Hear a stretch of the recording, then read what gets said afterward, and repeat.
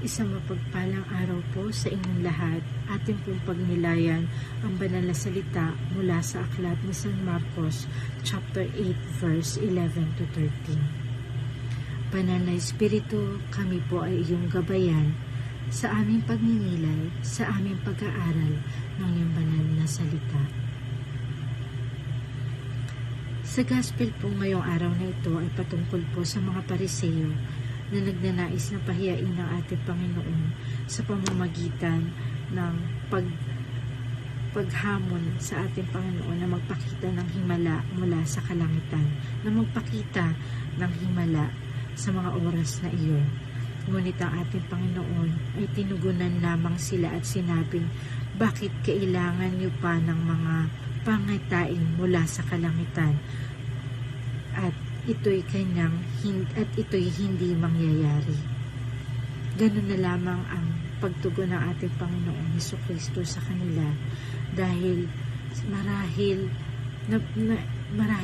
ang pakiramdam ng ating Panginoon ay hindi pa ba sapat. Sa aklat po ng ni San Marcos ay naroon din po ang parable of the feeding of the 4,000 people. Andun po yung iba't ibang himala na siyang ginawa na ng Panginoon. Ngunit ang mga Pariseo ay patuloy na hindi naniniwala at humahanap ng mga pagkakataon na mapahiya ang Panginoon. Nawa tayo po na mga Kristiyano ay hindi po tumulad sa mga Pariseo. Nawa tayo ay magkaroon ng puso na punong-puno ng pagtitiwala sa kapangyarihan ng Panginoon.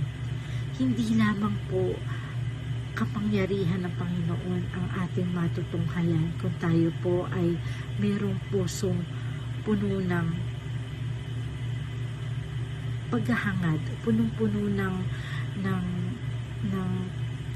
ng pananalangin sa Panginoon, na having a joyful heart na, Panginoon, kung ano man po ang lahat ng aming pangangailangan sa aming buhay, ito po ay iyong ibibigay.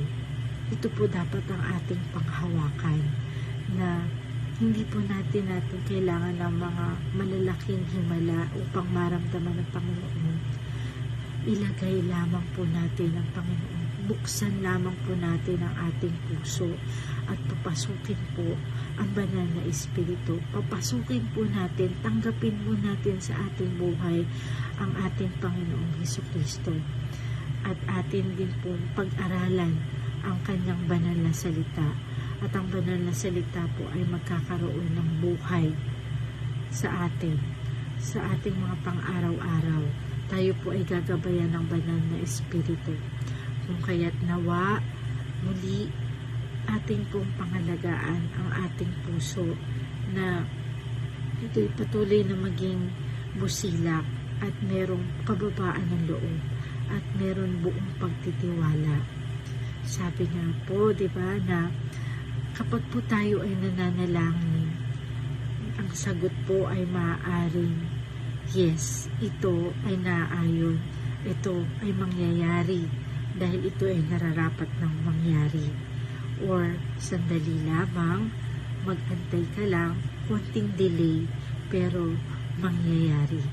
Or hindi, kasi meron mas magandang nakalaan, plano ang Panginoon para sa iyo. Pero lahat, kung tutuusin, answered prayer. Ito po ang totoong mangyayari kung tayo po ay mananatili sa ating pananampalataya sa ating Panginoon.